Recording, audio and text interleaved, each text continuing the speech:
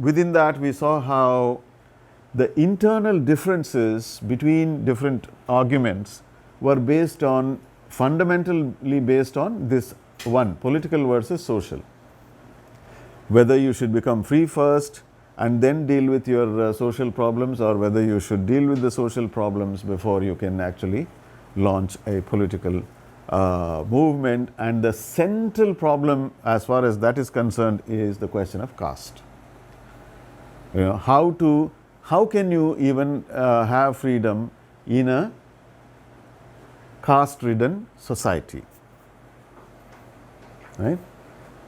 So Ambedkar asked the question, so once we become free, that is once the British go away, what are we going to be? Are we going to be slaves like we were before? Right? So if in that case, why do we want to change? I would rather have this foreigner ruling so that we can appeal to them against you, right? It's an advantage to have a third party to appeal to.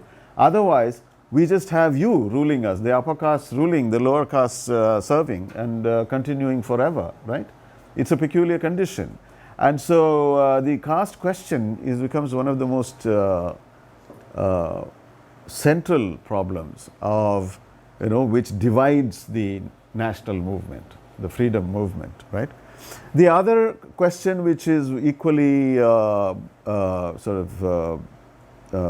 divisive, which breaks the ranks, which creates division in the ranks, is the communal, what is called the communal question, which is the religious question, which has to do primarily, there are many religious groups, but the primary difference here is that between Hindu and Muslim, right? Because the idea that India is basically this large country in which there is these two sections, Hindus and Muslims are the two different religious populations who coexist in this space, right? And so in the history, in actual history as it unfolded, what we see is that they have over time, the Muslim League, which represents the Muslims, and the Congress, which represents everybody according to Congress, because they don't consider themselves to be based on a religious basis. They split and they go different ways, and Muslim League argues for partitions. It says Muslim dominated areas should have a separate country. We don't want to be part of this formation, because within a united India we will become a minority and we will be oppressed by the Hindus. We'll get secondary status and so on. So that is one division. The other divisions are also there, ethnic divisions, language-based divisions and so on, which don't come into prominence at that point of time mainly because Gandhi has managed that conflict very well by drawing all the regional linguistic provinces together drawing them into the national movement by making a certain kind of organizational arrangements which recognize that these are all nationalities which exist. So this is your situation, right? That's what we have in terms of effective sort of unfolding of Indian history in the right up to the moment of partition. Now, as we are dealing with an intellectual sort of issues here, right? Ideas about freedom, ideas about decolonization, right? In the wake of independence, what is the next process? You become independent. Now the whole idea of decolonization becomes.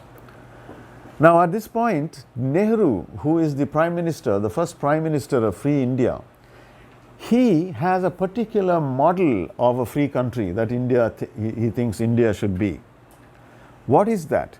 It is not, Nehru's idea of an India is not, this is what Sunil Khilnani, the first reading we read, if you go back and look at it, you will see that he talks about that. It's not that you are going to find all kinds of unique Indian ways of being, government and all that. Basically, he conceives it as something which will be constructed according to the latest, most advanced ideas of freedom, socialism, equality, etc. Right? So he actually, in the beginning of our free existence, Nehru is inviting everybody in the world who has ideas for building a new country to come forward, participate, to contribute their ideas, to make it possible to, to imagine and to actually construct a new country which will be a exemplary sort of, third world country, free country which recovers and becomes, an independent and, self-sufficient, autonomous in all ways and so on. So it's a very internationalist idea of, how this country should be constructed. Socialistic on the whole, but as we were discussing last time, socialism is a very, it's not a abstract idea of socialism. It's a particular kind of idea of a directed kind of dirigist kind of state, which in which poverty alleviation programs and other welfare schemes are the primary way of conceiving of a socialist. For instance, to give you an example, when when a new capital city has to be built in a province of India, Nehruvian government invites Le Corbusier, the modernist architect, to come and plan and build this whole city. And there are many people who are attracted by this new country, this new experiment in freedom, and who come, in film, for instance. There is, many people. Rossellini comes and makes a film about the dams, that the new, the big dam projects, irrigation projects, and so on. Mari Seaton, she comes and draws up a plan for film education in high schools. It is a very ambitious plan. In every school, she wanted a film library and regular classes in film, and so on, in all over India. I mean, you can imagine the kind of how free they felt to think about these things. Like, here is a new space to experiment, to build a new country, right? It has happened in elsewhere also. For instance, when Mozambique became free, they invited Jean-Luc Godard to come and develop a TV program for the entire country, television, and so on. So this is the sensibility there is an internationalism which has taken shape through the Soviet and other kinds of revolutions in the 20th century, where a kind of third worldism and an internationalism of solidarity between poor countries, and so on, is the milieu in which this is all happening. So in other words, this country in the Nehruvian model is going to be built by intelligent, well-meaning, socialistically minded, progressive people who all have the same goal, which is to improve the lives of the people, to make the world a better place, right? So they may be anywhere. They may be somewhere in some country. They all, everybody is engineers, architects, scientists. Scientists were invited to participate in the science program of Indian, in India, to help India develop technology and so on. So these kinds of this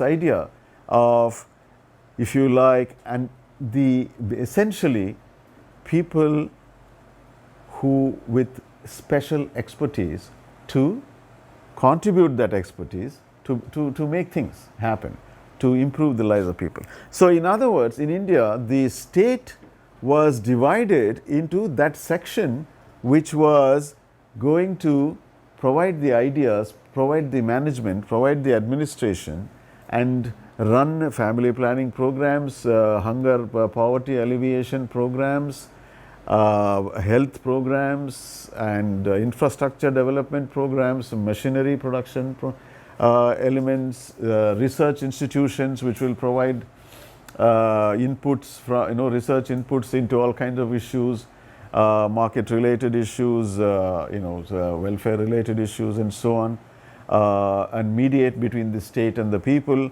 and so on. Infrastructurally, it was a very ambitious kind of project, right? But it all depended on there being a separate bureaucracy, a technocracy, not just a bureaucracy, not just people who passed an exam and became bureaucrats, but people who were intellectuals, who knew something, who were great mathematicians, great physicists, great administrators, who have learnt management sciences, engineers of great acumen. These are the people who will build this country. That kind of a. There is a man called P.C. Mahalanobis. P.C. Mahalanobis is one of the great minds of that time. That is, he was a polymath. He knew everything. He was he was reading Sanskrit. He was doing all kinds of in Bengali. And he was a mathematician. He could do he could play. He was a master chess player and so on. He was the person put in charge of. He started the Indian Statistical Institute, right?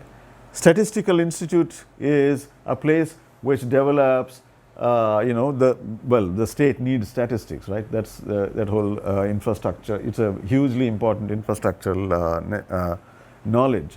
So he is a brilliant mind. He puts puts that at the service of the state, and there he is. He's working, and these are sort of, if you like, the conscientious people. They are not in there for the money, right?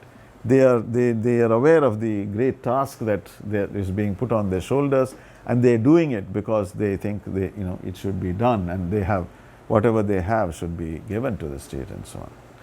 But at the same time, the fact is, whatever you may say about it, you have chosen to be a parliamentary democracy. Now, having chosen to be a parliamentary democracy, Nehru creates this order of expertise which will run the country well, because they are all well-meaning people, they are all progressive people. They make great sacrifices. There is no doubt about this. But at the same time, for them to work well, for them to work without hindrance, they have to be insulated from the parliament, right? So the parliament cannot sort of keep interfering in their work. They have to do something in such a way that they have a separate existence.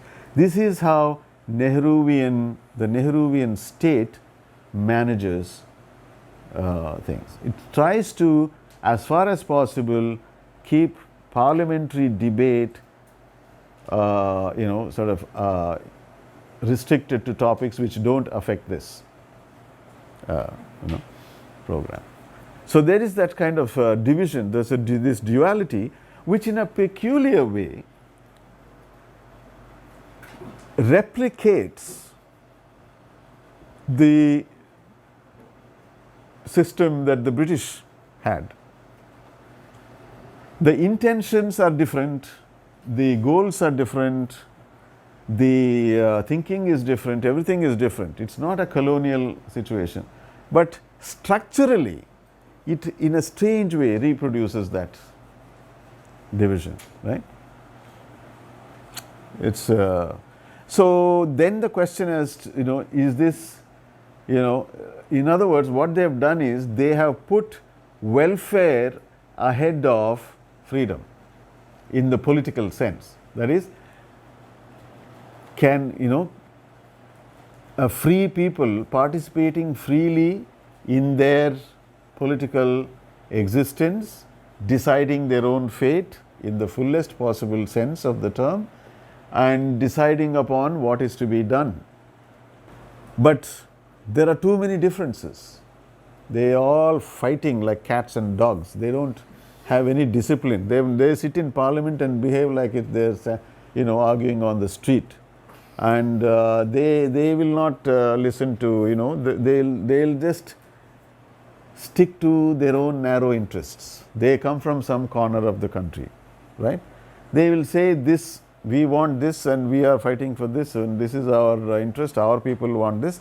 I don't care what goes on in some other part of the country, but this has to be, and so on. So they are all divided because it's a huge place. It's nationalities. There are nationalities. The Nehru government is ignoring the nationalities. It is wanting to say this is one country. You see where the contradiction lies, right?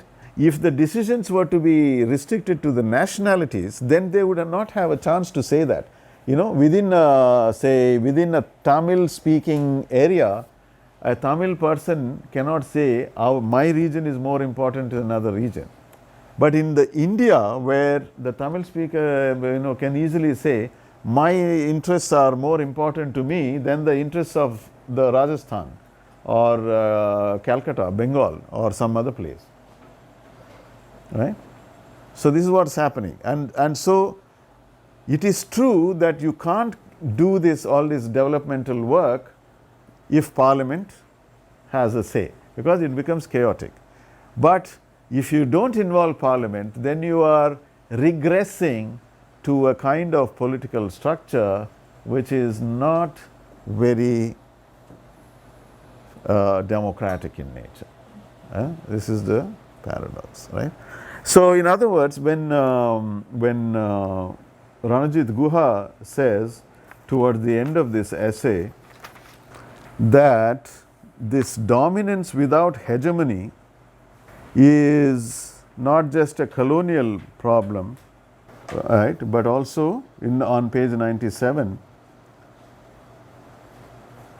in the first full paragraph, he says, in short, the price of blindness about the structure of the colonial regime as a dominance without hegemony has been for us a total want of insight into the character of the successor regime too as a dominance without hegemony.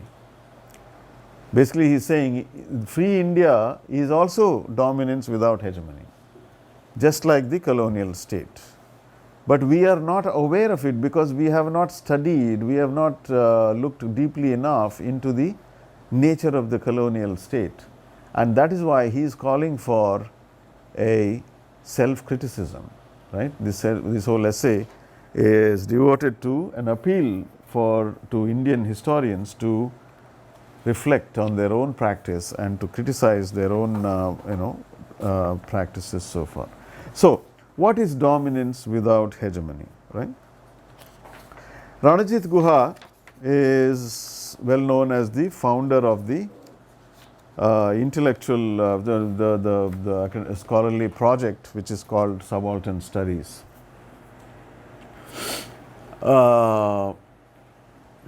This year he turned 90, so he was a very and most of the other members of the Subaltern Studies collective are now about 60, 65.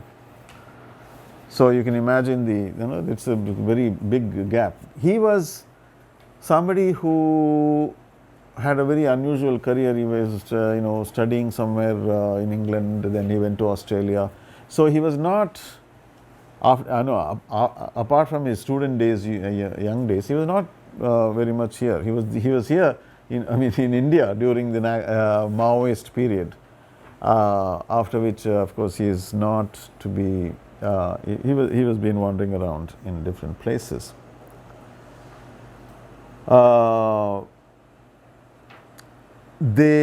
He happens to meet this bunch of people, all this, Hardiman, Arnold, Partha Chatterjee, Shahid Amin, Dipesh Chakravarti, etc., this whole bunch, and they start off this thing called Subaltern Studies, which through the 80s and 90s and is the central sort of most impressive intellectual project in India, right? Which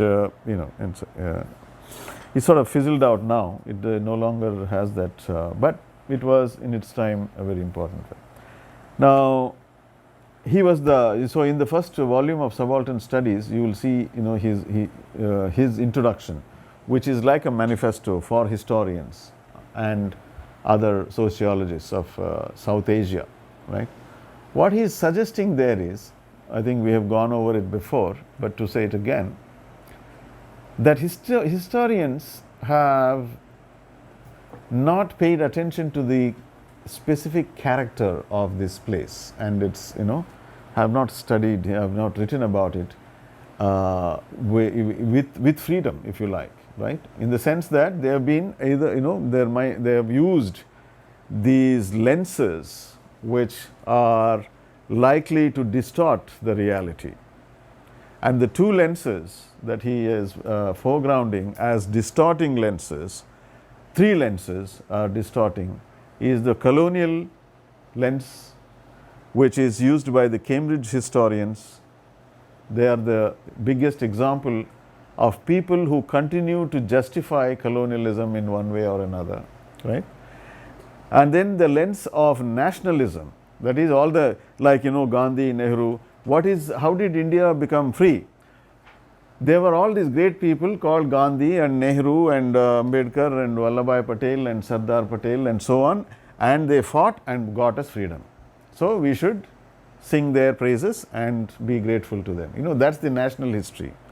So it's like the great people made India a free country just by their efforts, and and if you go beyond the great leaders, it is like middle class, as we said, that class which they fought and brought freedom.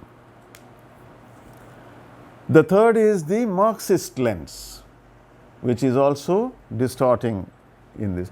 Ranajit Guha is a Marxist.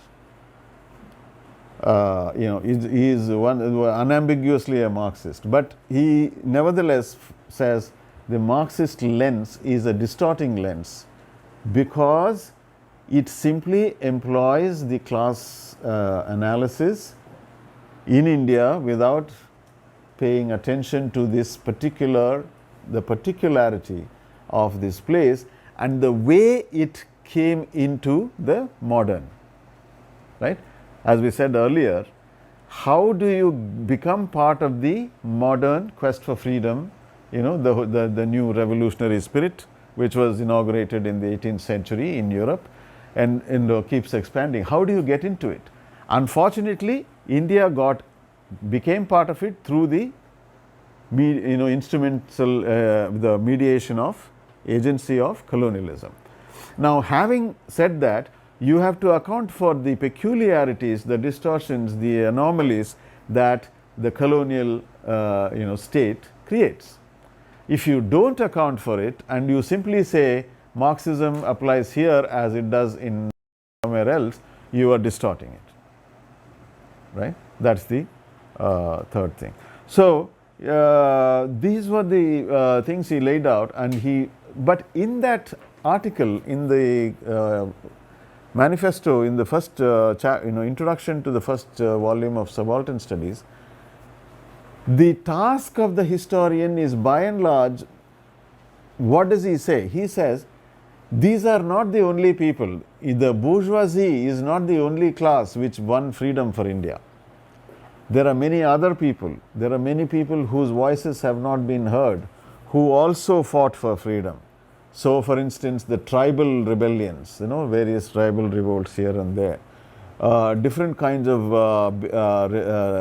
protests that happened, which might have used religion as a enabling factor, which might have used whatever different kinds of appeals to God, of a Christian God or Hindu God or some other God, and so on. So the very idea that the peasant mentality which revolts against oppression is working according to a different idea, but it's also part of the story of Indian struggle against colonialism. And so in that essay, the task of the new historian was largely basically said to be the bringing other stories into the picture, telling the stories of other people, and expanding it and not restricting it to the bourgeoisie, the middle class.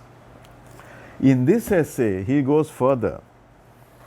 It's more of a invitation to these new historians to reflect on their own practice and see how, if they don't appreciate the problems in their conceptual apparatus, they will be led astray and they will be doing the same thing that the colonial historians are doing. So it's a more serious kind of invitation to reflect. It's not a manifesto saying, come follow, let's go and do some, thing. It's because this essay appeared in the 6th volume of Subaltern Studies, and there are some in the notes that I circulated by mail later on. You see, he acknowledges that he says he names all the fellow members of the Subaltern Studies collective and said, I am grateful to all of them for helping, for reading and so on. But their agreement, their consent, their agreement with my arguments is not to be taken for granted, right? And he also says, it's also the case that after after having published this and appealed for an auto-critique, this is the last volume of Subaltern Studies for which he was the editor. After that, he gave it up. So there's some, interest in that sense to this, because I think there is some critical reflection that he is asking people to undertake.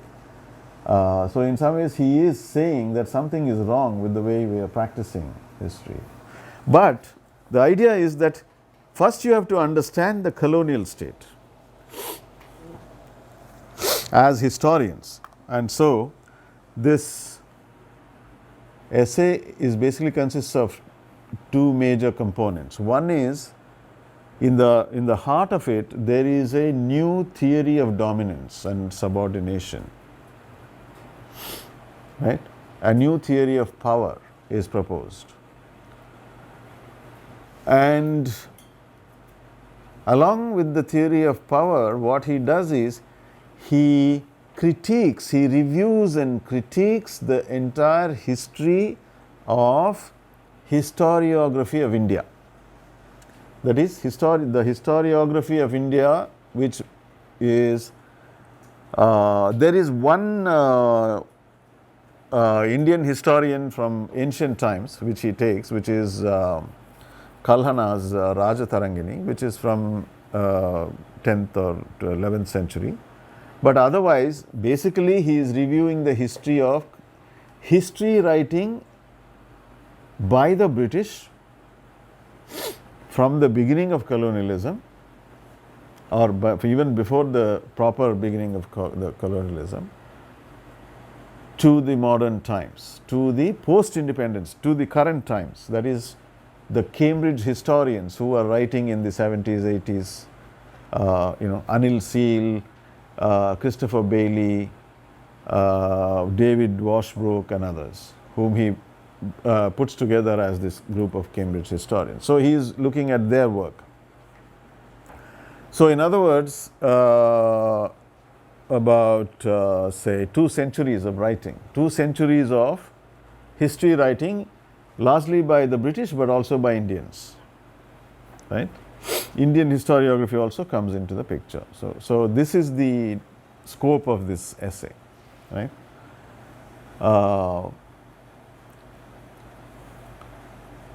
So we'll tackle the two things separately. One is the theory of power, which as you know, with a diagram, he modifies the theory of power. Gramsci, obviously the terms are Gramscian, hegemony and dominance, etc. But he is changing the meaning somewhat. So, this diagram is what we can work with, right, where it says power is the thing, main thing, there is power. So, it is a theory of power.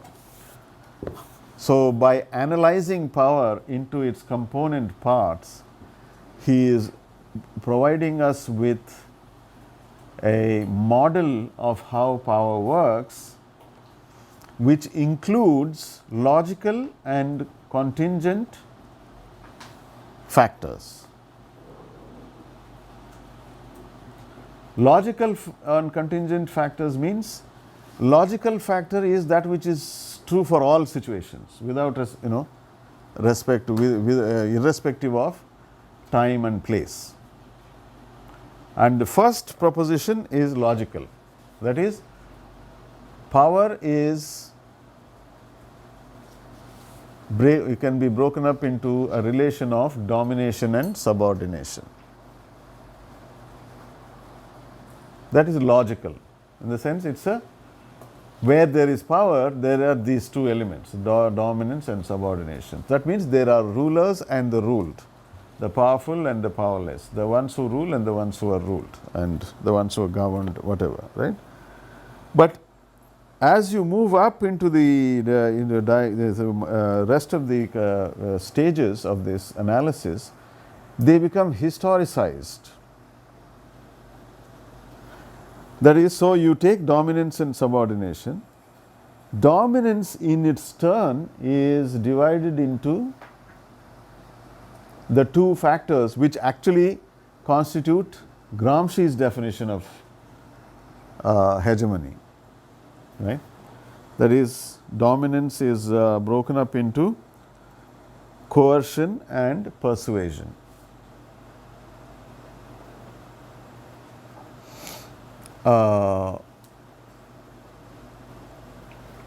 So, coercion is when you have police, army and other instruments for forcing people to comply with the law, with the state's decrees. So, if you say anything against the king, your head will be chopped off. So, that is coercion, right? You are coerced to obey by your under threat of loss of life or punishment, right? Persuasion is to put out a lot of messages on television and newspapers saying how nice the king is, and so that you can say, yeah, actually our king is very nice, and so I think I am very loyal to my king. So you are persuaded by that, right? So, I mean, crudely put, that's what the difference is. That is why that one is that you are under obligation, under threat, where and therefore you agree to just go along quietly, or you are forced, you are punished for it, or you are actually persuaded that what you have is what you want and what is just, and so on. So what he is doing here is to modify Gramsci, right? So maybe we should also look at what Gramsci's idea is, right? Gramsci was basically offering a theory of hegemony, and hegemony is basically a situation where people consent to be ruled. So in Gramsci there is only two choices. You either have hegemony or you just have dominance. So hegemony means persuading the people about the rightness of your proposals, right? In Guha, this is slightly modified to say that dominance and hegemony are related in this. What he does is, he says, hegemony is a situation where dominance is characterized by more persuasion and less coercion. So, what he calls the organic composition of dominance. So, because what he is saying is, there is no situation where there is no police or there is no repressive measures, right? There will always be those. But the question is whether they are the primary means of keeping the people in check, or whether the people are themselves happy to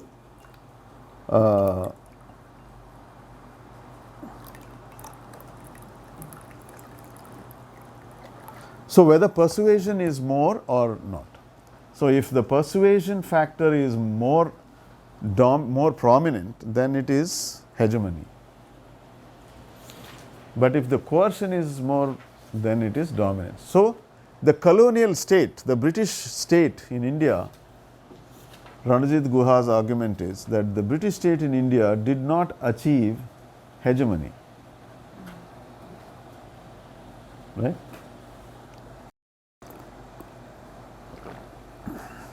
So, it's not everybody doesn't agree with this argument, as we will see.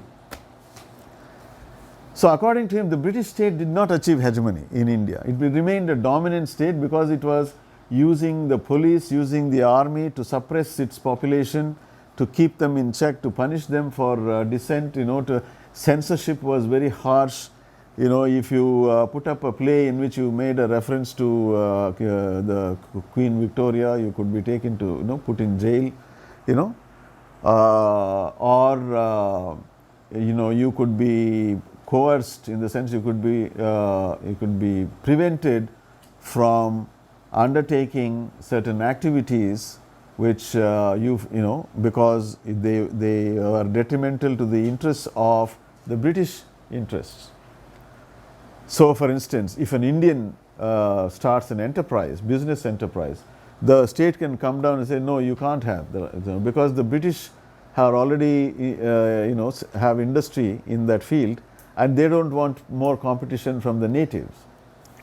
Or for that matter, that a British judge can try Indians and British, but an Indian judge, even though an Indian judge is appointed, Indian judges can only try Indian cases, not cases involving Indians, not cases involving white people, and so on. So, you have a judiciary, you have a police, you have an army system, you have laws, censorship laws, etc., all of which are coercive. So, if you conduct a public, as happened in Jallianwala Bagh, public meeting, you can be shot down, and so on, right?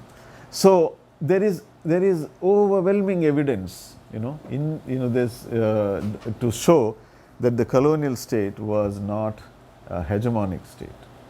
It was sheer coercion, not very little persuasion.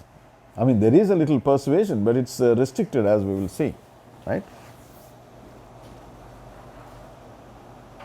So, he then says that on the subordination side also, there are two things.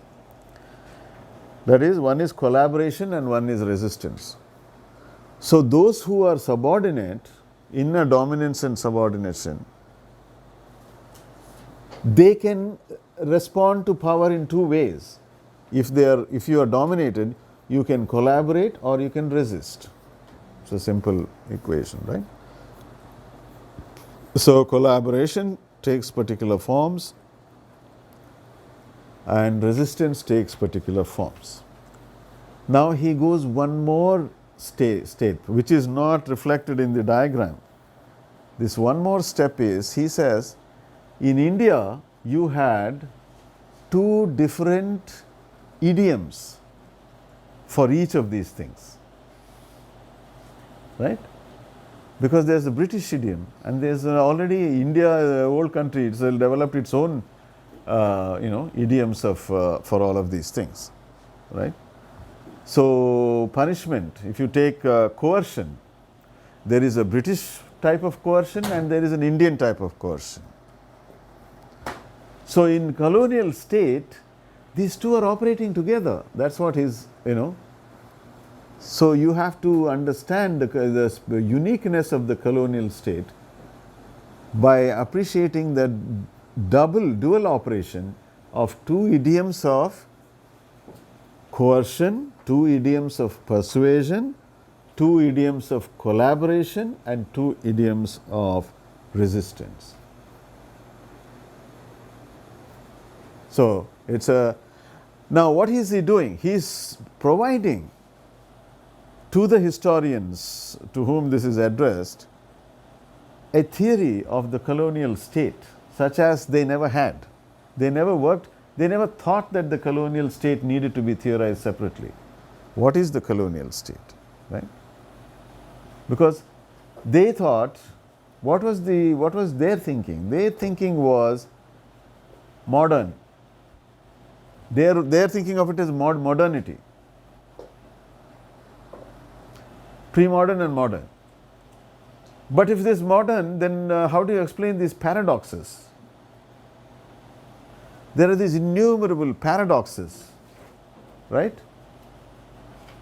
Freedom-loving people who are all equal as far as Britain is concerned come to India and deny freedom to this population. So this is a paradox, right? So what how do you? They have a parliament which British Parliament in which everybody is represented. All British citizens are equally represented. They start an assembly, a parliament in India for Indians, and they only 3% of the population can vote. In Britain, parliament is supreme. Whatever parliament says is the final word. In India, whatever parliament says can be vetoed by the viceroy, right? And they can only say anything on only one or two topics, not everything. So these are the multiplication of paradoxes or contradictions of things, and saying this cannot be called modernity and simply taken to be a stage in which modern ideas were brought and so on. It has its own distinctive character and it needs to be understood for itself, right? And the various idioms are of course outlined here. So as far as coercion is concerned, the two idioms are order and danda. Order is, maintaining order, law and order, right? So the army, the police, the judiciary, the censorship system and various other things come into the play here. Now some of you, you may be aware of the Foucauldian idea of governmentality, right? Governmentality is a notion of, Foucault introduced. Now if you look at what he is saying, governmentality seems to have a colonial beginning. Because he says, for instance, on page 25, last paragraph, says order was made to preside over public health, sanitation, municipalization in the large urban centers from the very beginning of the Raj.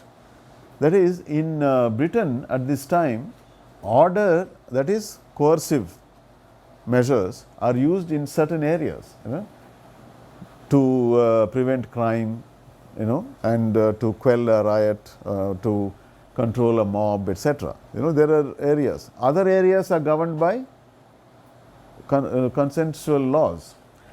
He says here in India, on the other hand, all these areas, public health, municipal cleaning and other things, and health and so on, they are all under the system of order. That is, you can actually force people to do things even in this thing. You can use order in new ways. That is, you can use the instruments of order, that is, you can use the army and the police to coerce people to go and work in places far from home. So in Assam, the tea plantations, nobody would go and work there. So people were forcibly taken in large groups from all over, from Orissa, poor people, who they didn't know where they were going, and they were taken and put in the thing, and the police and army provided protection so that they don't run away, and they worked in the plantations. So this is order, right? This is colonial rule of order. So the plantation is not a state plantation, it's not a government plantation. The plantation belongs to a private landlord who is actually a Britisher or a European. So it's private enterprise. But the labor for this plantation is provided with the state order machinery helping to bring workers there to work in the things. And and the roads. There is a film called Masi Sahib. If you get a chance, it shows you how this works. You want to construct roads, you use existing mechanisms. You go to the landlords and you say, because anyway, landlords are used to getting free labor from the workers, for the landless people. So they collect all these people, force them to build roads. So this is the order machinery, the huge machinery of colonial order, which basically coerces people to do all kinds of things.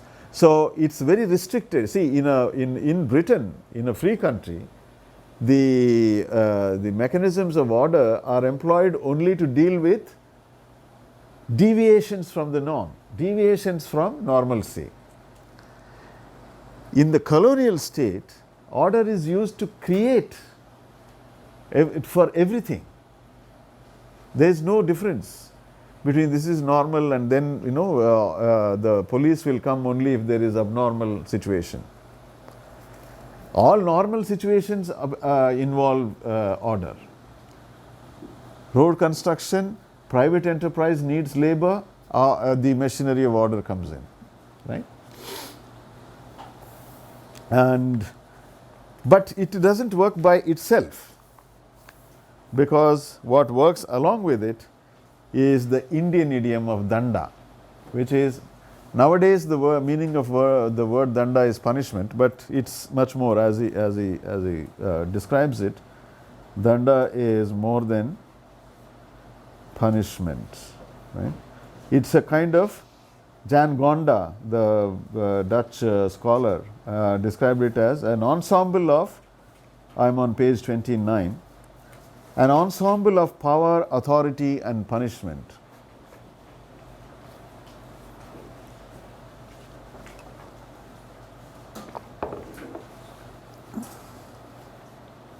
So caste sanctions. For instance, what are some of the examples of danda? So you are, supposing you are traditionally the person who provides certain services in the village, right?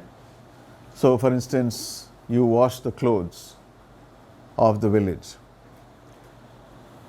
If the caste panchayat, the village panchayat can boycott. They say, you will not, nobody will give their clothes for washing to this person, to this family. So coercively. So you eliminate them from the organic sort of composition of the things, and so on. You use basically caste rules to prohibit certain things, to basically deprive a people of livelihood, and thereby that is the threat which forces them to comply with your orders. You can also use it for bonded labor and begar. Begar, again I am on page 29. Begar is free work, work without compensation, right? These can also come from coercion in the Indian system, right? And tenants, there is a landlord and there are tenants. Now this is not just an economic relation, it is a power relation.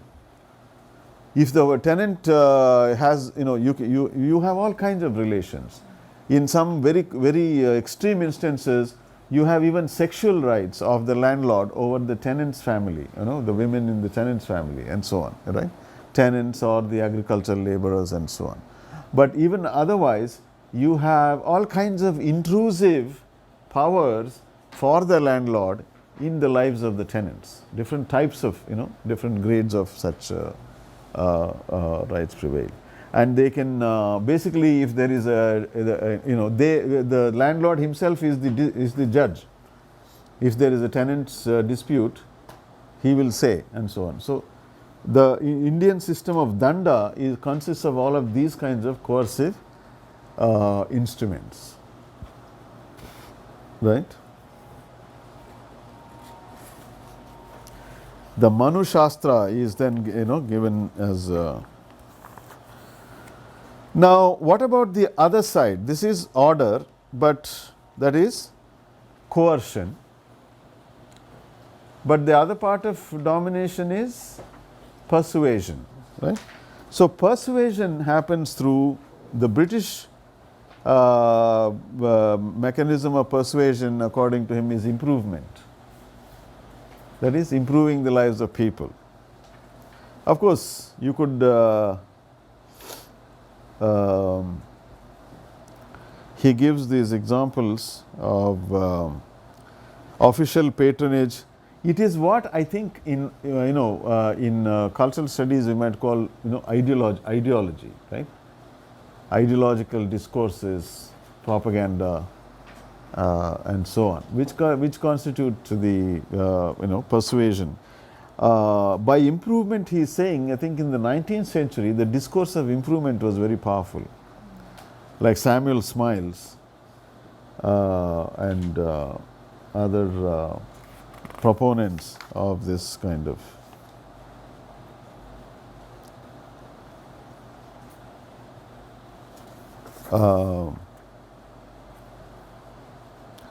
so throughout the 19th century, he shows how the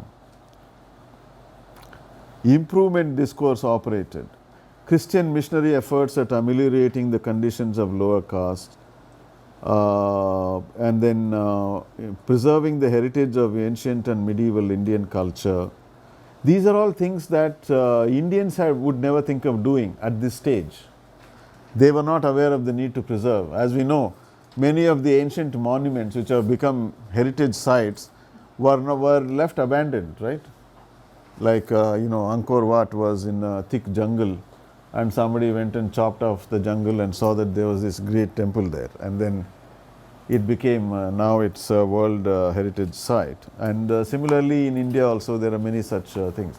So these people are doing this work. There is it is in some ways these kinds of works sort of appeal to people, saying, okay, they are doing something for us, right? They are actually enabling certain things to happen. Education is another means of generating consent. When you have English education or modern education generally, it helps to build a sort of bridge between the ruler and the ruled, right? So the ruling ideas get transmitted. The children learn something. They appreciate the one who taught them, and so on. That kind of the education system creates new subjectivities, and therefore it is it contributes to consensus, which is a mode of persuasion, isn't it? Persuasion of people. And the Indian part of it is dharma. Everything then has to be dharma. What is right, to do the right thing. And here the Buddhist idiom of dharma is and Gandhi is the biggest example that Ranajit Guha gives here of the use of dharma. So what Gandhi does is he says, what is this is according to dharma, this is what the dharma requires. So in other words, he uses ideological discursive arguments. He employs the discourse of dharma to gain the consent of the masses, right? To say that this is just, what is just. So for instance, Ranajit Guha talks about how Gandhi defended landlords by saying it is dharma, they are the trustees. And he says there are model zamindars who will take care of the riots. Now this is a completely unreal picture, isn't it? The landlords never did that, and will, they cannot do such a thing and continue to be landlords. Exceptionally, there may be one landlord somewhere, who does that, but it's not the general picture. But Gandhi actually treats it as a possibility and tries to teach the people dharma, what is right, and says you must, he tells both the zamindar and the tenant, you must work with each other, you must believe in each other, you must help each other, and so on. And he sides with the zamindars, he defends the zamindars, etc. Right?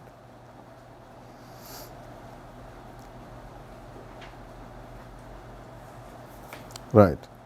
And even capitalists are addressed to be dharma, to adopt the ways of dharma, to be moral in their activities. And on page 38, he shows how after Gandhi appeals to capitalists, a capitalist actually responds to it. A man called Birla.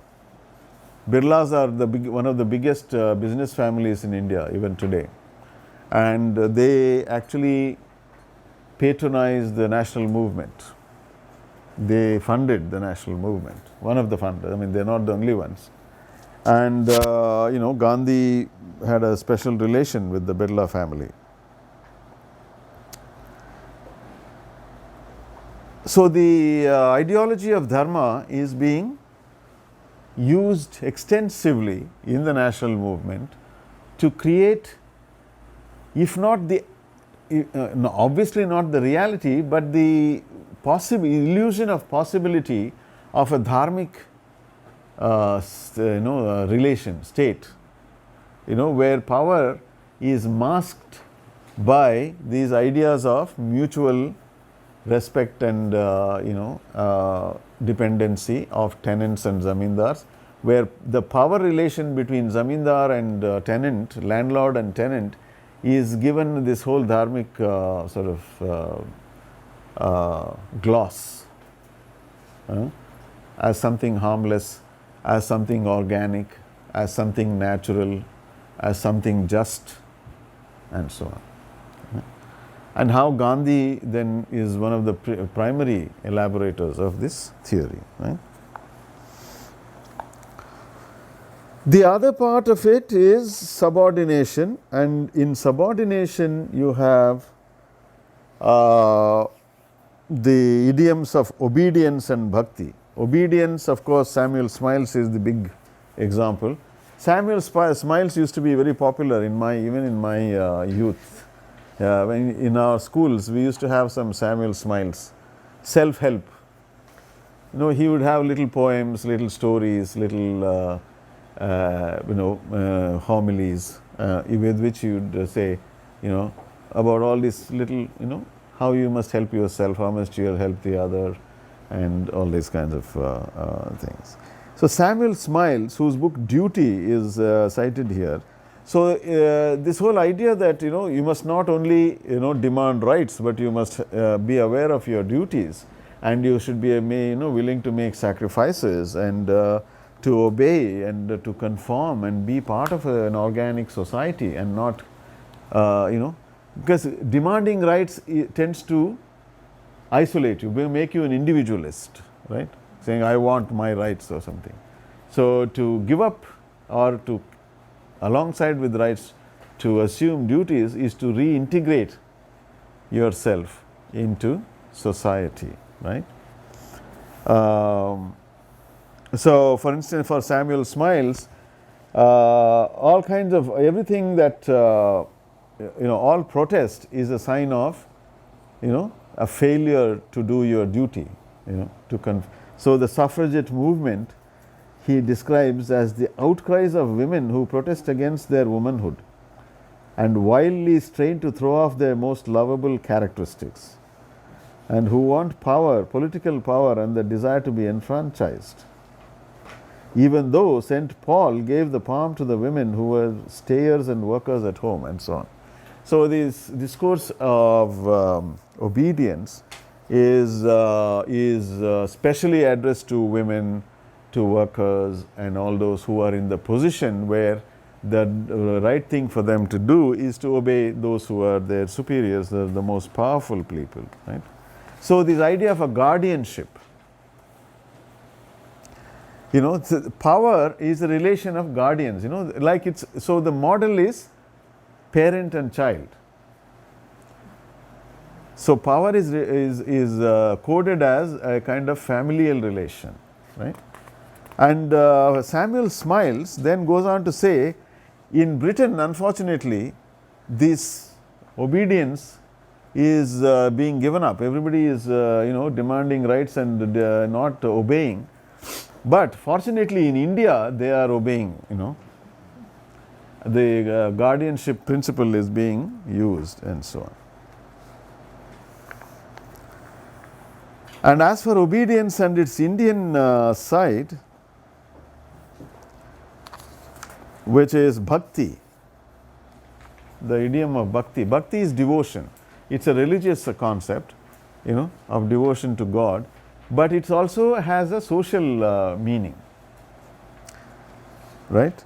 And Gandhi is again the example here. On page 43 and 44, Guha provides you with statements made by Gandhi, which are quite revealing of his early character, right, personality, the South African personality.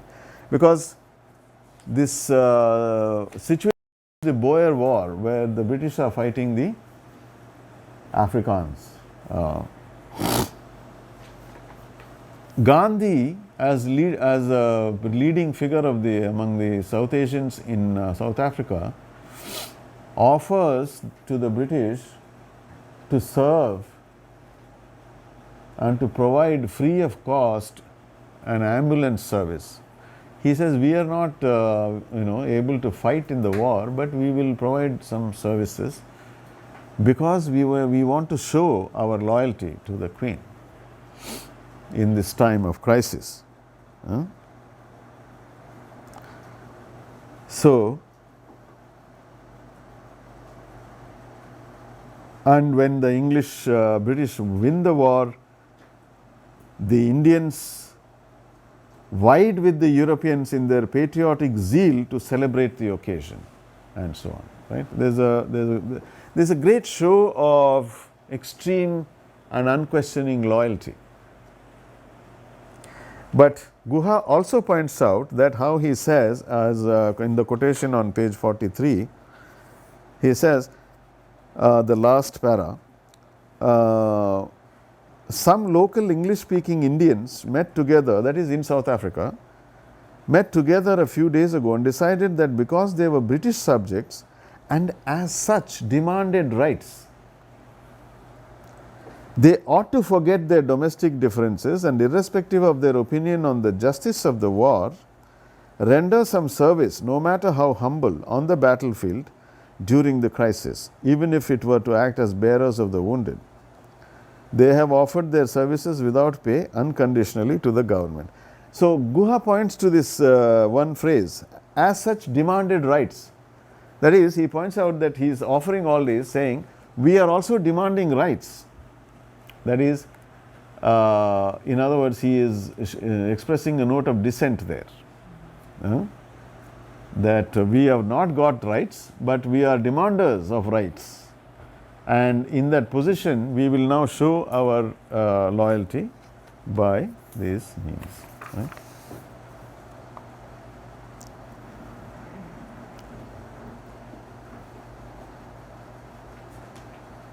Right. Okay. So, bhakti. So, bhakti basically is a way of subjecting yourself to the other. So, you are, it's a kind of the metaphor, the dominant metaphor in bhakti is servility, to serve, to enslave yourself voluntarily to the God, and by extension to others who are more superior, right? That is the ideology of bhakti. And then the the resistance part consists of rightful dissent and dharmic protest. Two kinds of the rightful dissent is the Western modern one, which is like, you have the right to protest, right? Like working class has rights. You protest because your working conditions are being violated or whatever. So you can set up trade unions and you can demand better living conditions, civil liberties, etc. That's rightful dissent. That is, what is allowed under the system is certain avenues for protest and for making demands about which for your own betterment. Dharmic protest is a different thing, where you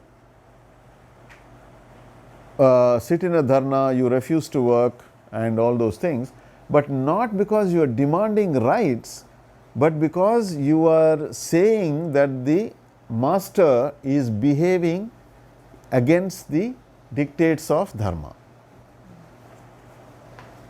So that is the principle of protest. It's not rights. There is no idea of rights there. You are saying you are doing adharma, which is the opposite of dharma, the opposite of just conduct. So therefore, to show the master that he is violating the dharma, you indulge in this protest. So it's not, so rights are not. So often what happens is, in the Gandhi Satyagraha system, that's what Ranajit Guha says, there is a mixture of these two. And indeed what Guha is saying is, in India there is some peculiar kind of mixing of all of these idioms, which gives a unique character to your political culture. And so you can't simply understand it by reference to Western idioms of power, or eliminating those and saying, those don't apply here, we can only use, India cannot be understood without using Indian idioms of power. If you do either of these, you are distorting it, you are not getting the actual picture. That's the point that he is making forcefully, right? Right. So that over-determination of the idioms. So as far as so we said that this is the theory of power that we just covered. Now I'll quickly go over the historiography, what he is critiquing, so that we can come down, get down to discussing the issues for us. Historiography wise, what he is saying is, British historiography from the beginning had one purpose: to justify empire, basically. Right? So he shows how in the beginning history was written in order to show that British rule is the something that the Indians deserve, because they have their own situation is extremely they are unworthy of self-rule. Right. So, for instance, here it says, in the beginning, when they got the Diwani, that is, they got a ministry, revenue collection ministry, basically, in Bengal, and it meant that they had to know what kind of land relations are there in this part of the world. So, for that purpose, they started writing histories, and what they did there, according to Guha is one of the most erudite historians. His knowledge is compendious, right? He knows, and one of his early books, called The Rule of Property for Bengal, is a book which combines fantastic theoretical framework with knowledge of the archive, in a amazing sort of depth and breadth of knowledge. And this Rule of Property for Bengal shows how the ideas of the physiocrats in Europe were employed in order to develop a theory to understand Indian land relations, agrarian relations, right? And how, for instance, in this section, in this page also, you can see how he is talking about the way utilitarian philosophy features in their understanding of India, but how they sort of modify their own, the values that, say, the liberal values are somehow, put in suspension in order to justify colonial rule. So this is one, sort of aspect of it that's he brings out.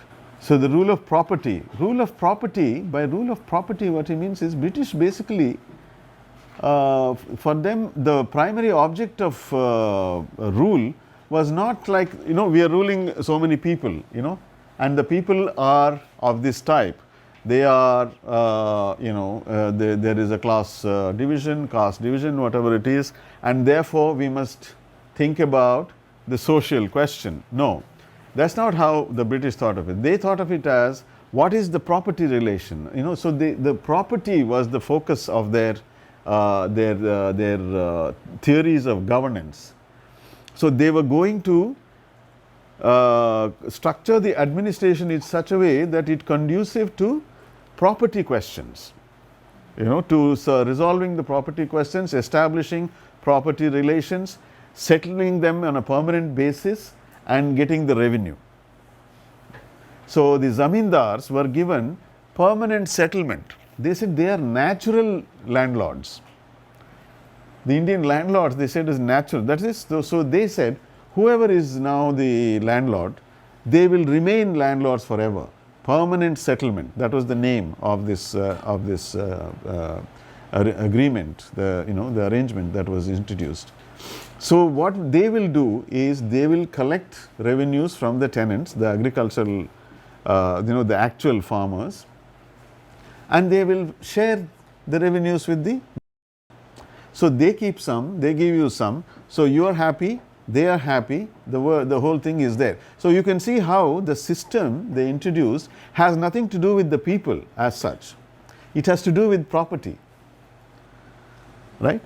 How property is to be settled and how it has to be, ensure a steady flow of revenue to you.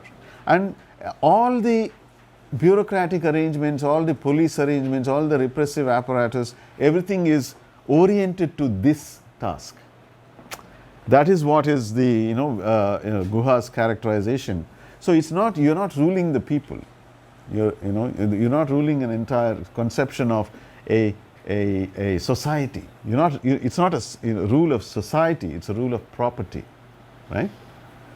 So the historians also go along with this idea that that the British are here to perform a particular task, and so Enlightenment ideas are coming from Europe, and rule ideas of equality, ideas of freedom, liberties, and and so on.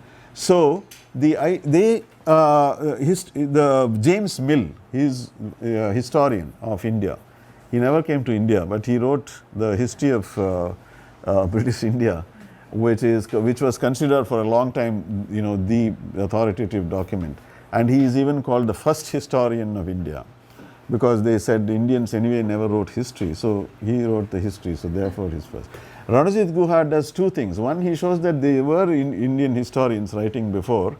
Kalhana, wrote Rajatarangini, a very extensive and interesting sort of historical document. And secondly, he says, even before James Mill, other English historians also wrote. But the difference is, they wrote in the idiom of conquest. That is, their histories, they didn't say, they directly admit, we came here to conquer and we used the sword to conquer, and this is what we did. So the histories are telling the story of conquest. Now James Mill is coming at a time when conquest is over. Now you are settled. Now you don't want to remind people that you conquered with the sword.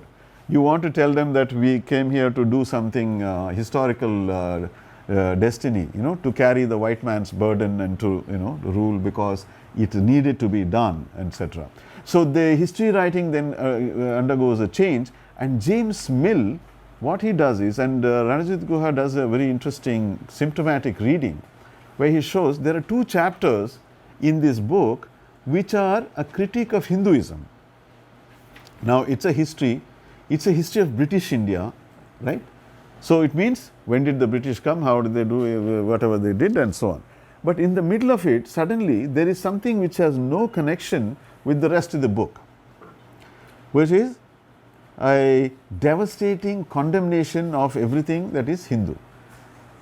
So Ranajit Guha asks, why is this 2 chapters there? What is the purpose of these things?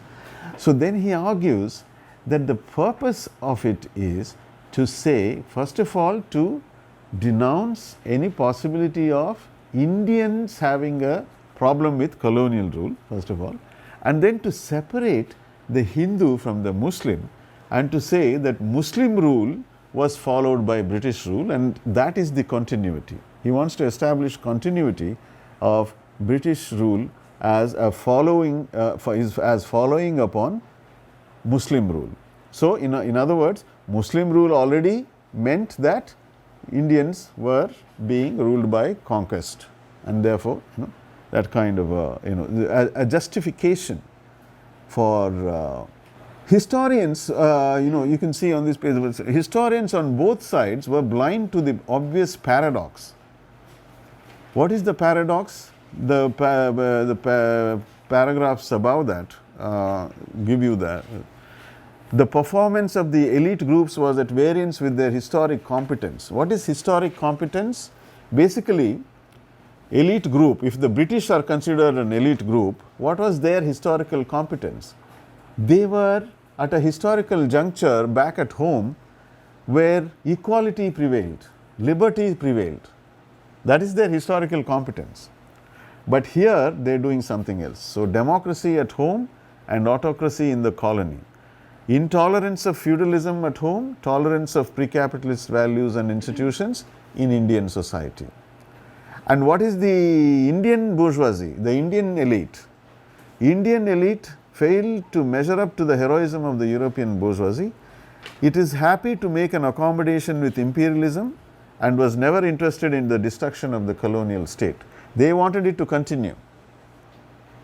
As we said, in Nehru talks about dominion status versus independence, right? So these people, they wanted dominion status. They just want to remain under the colonial state because it protected them. So next he talks about the impossibility of ideological neutrality, how liberal history writing claims to be neutral, but there is no such neutrality according to him, right? And Marx's critique of the bourgeoisie is a very important point. What Marx says, he is using Marx to critique the Marxists here in this passage, because what Marxists are doing is they think bourgeoisie everywhere means a revolutionary class. He is saying Marx never said that, and it is not true, historically not true. That is, there were certain places where revolutions happened, true, but he gives the case of Germany, which is where Marx says about Germany that the German bourgeoisie betrayed its own people, the peasantry, and helped to perpetuate feudal rights. That is, the bourgeoisie doesn't always act according to some idea that they are always interested in liberal values, always interested in enlightenment and so on, right? Given the nature of their particular equation, they will go with one or the other, whatever suits their interests. So in Germany, in the 19th century, the bourgeoisie went straight with the feudal classes. They did not side with the peasantry, as happened in France, for instance. That it was not repeated in Germany, right? And so he's saying in India too, the liberal historians are making the mistake of thinking in bourgeoisie, there is a bourgeoisie, so they must be for equality or they must be for liberal values. No. In India, the bourgeoisie, the Indian bourgeoisie is much happier to be with the colonial state and the British power because it protects them. It actually brought them into existence, right? They were not, they were created by the British, and so they have a fundamental loyalty to the colonial state, and they are not siding with the rest of the Indian population. So there's a parallel he draws between the German case discussed by Marx and what is happening in India, that the Indian bourgeoisie is not fundamentally committed to some emancipation of the entire population.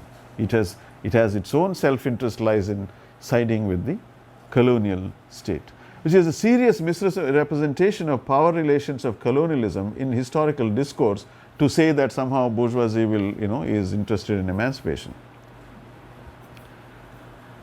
To make British rule appear as based on the consent of the subject population is one of those things that the historiography undertakes to do. Right. Now, this we've done the theory of power and the order and danda. So, colonialism represents the failure of a universalist project. So, in other words, the universalist project is there in the world, right? So, the values of equality, liberty, etc. are already there in the world. They are circulating all over the world. But colonialism is one kind of a historical event which actually puts the brakes on the universalist project.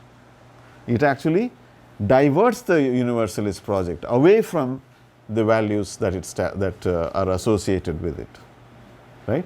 Towards autocracy, towards authoritarianism, towards repression. All the values that are contradictory to the universalism of the Enlightenment values, right? So he asked the question, why did British paramountcy fail to overcome the resistance of the indigenous culture? Why did the bourgeoisie not perform its historic role? So if you assume that the bourgeoisie has a historic role, then you have the question, how come it did not perform that role, right? Because, he says, for colonialism to continue as a relation of power, the bourgeoisie had to fail because of the nature of the state it had brought into being. What was the nature of the state it brought into being? It was a state which had nothing to do with the people that it was governing. It was from somewhere else, right? In other words, the alienation which in the career of a non-colonial state comes after emergence from civil society and is expressed in its separation from that society, in order to stand above it, was already there, a foreign intrusion into the indigenous society. So, in other words, what he is pointing to is that you have to take into account this anomaly, which is all important. That is, the theory of the state says the civil society, right, is constituted first of all, right, and this civil society, through a process that is called alienation, emerges into statehood. So the state, so the French state, the American state, the English state, it is an alienated expression of civil society.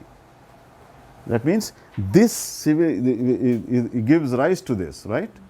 So in the colonial situation, there is a void here, there is nothing here, zero. Something, there is, there are people, but this is not civil society, it's some, pre-capitalist society. And the state form, which has already developed in Europe, is simply put on top of it like that. So in other words, there is no alienation happening here. Right? The alienation is provided ready-made.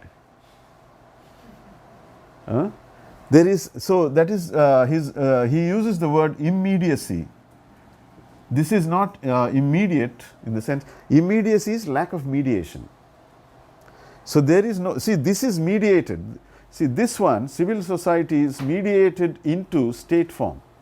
Here there is no mediation. These two are separate. They are meeting like two different things, meeting somewhere in unrelated things coming together. See, what he calls the historic décalage, right? Which is which brings these two things together. The world's most dynamic power, Britain. Britain is 19th century the most powerful, the most dynamic power in the world. It is the heart of the industrial revolution. It is where everything is happening. The most advanced technology, the most extended industry, the world market is at its feet. Everything is, the most advanced, the most dynamic power is here brought together with a world still living in the past. India. No relation. This, instead of the state, if you had a horizontal entry of liberal ideas, the world market, for instance, that would have transformed the Indian social situation and given rise to a state form, let us say, right? That's the theory, right? That if the forces like people responded, like we were talking in an earlier class about Japan responding to modern, and they then transform their own situation, right? According, they say we have to respond to this, the shame question which we discussed earlier, China feeling that there is something we have not learnt and so on, and there is a response to that. It sort of the response takes the form of thinking about your own surroundings, transforming them and producing a state and so on. So that is one process. For instance, many of the countries in Europe, other parts of Europe, outside of France and Britain and so on, they get it like that, right? It's a movement, horizontal movement of ideas, market forces, and populations, etc., which creates the conditions there. It changes conditions there, and that leads to a process of alienation and formation of statehood and so on, right? So, but here the theory of the colonial state that Guha is presenting shows how it is a meeting of two unrelated things. A state form which has not arisen out of the actual social conditions, but one. And so what it does is it simply wraps this, it becomes easy because this state is endowed with advanced capitalist reason, technological reason. It has all these, the Enlightenment reason and the technological power, the ability to do things with technology, the ability to map, to see the world as a whole. This world, this Indian world, it has no such global vision. It has market relations. That's the other thing. India is not an isolated place. It has had market relations, trade relations with Greece, with Indonesia or some foreign, distant places, with China or with Europe for thousands of years, right? So it's not lacking in contact, but it does not have this new technologically sort of aided view of the world which Europe has acquired in this short period of time, and which then it puts this entire accumulated technological knowledge, the knowledge in the Foucauldian sense, knowledge which is power, the apparatus of knowledge to work on this thing which is in no position to understand what's going on with it, right? This kind of a relation, right? And so this has to then respond to this new challenge, right? It has to understand. First of all, it was, hardly anybody understands, and only through those who understand are those who become part of the state through the process of education that was introduced, right? So the others are left. So that class then becomes loyal to the colonial state rather than to the people.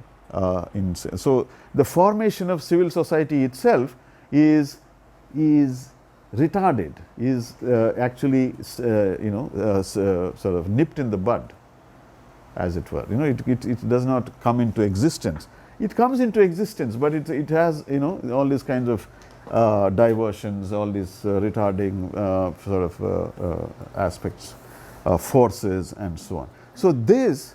Can I ask, when you talk about civil society in India, what does civil society consist of? Yeah, so civil society itself is a modern idea, right?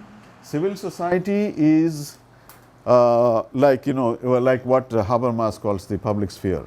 Civil society is a new kind of public which is constituted by equality, right? There's a bourgeoisie, an educated class which thinks, which has certain, its views, its opinions have certain power.